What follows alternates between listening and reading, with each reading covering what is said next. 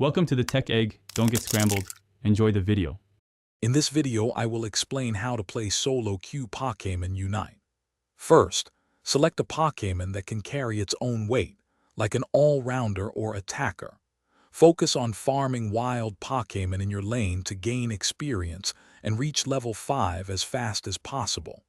This early power spike is crucial for dominating your lane. Remember to keep an eye on the minimap for opportunities to assist your teammates or secure early objectives, which can give your team a significant advantage. As the mid-game unfolds, maintaining your experience and EO's energy lead is paramount. Keep farming wild Pokémon whenever possible, especially those that grant buffs.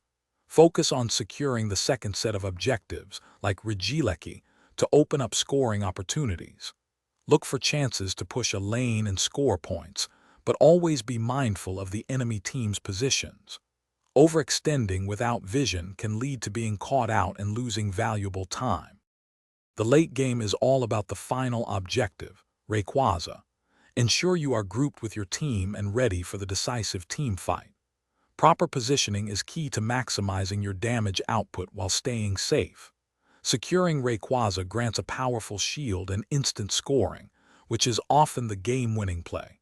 Aim to score all your accumulated EO's energy in the final 2 minutes, as this period offers double points and can swing the game.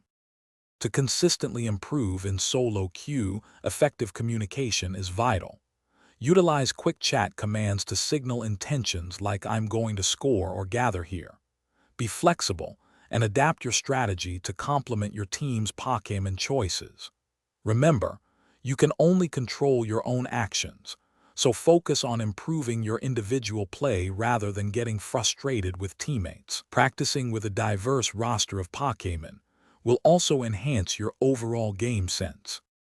Thanks for watching. Consider subscribing if I helped unscramble your problems.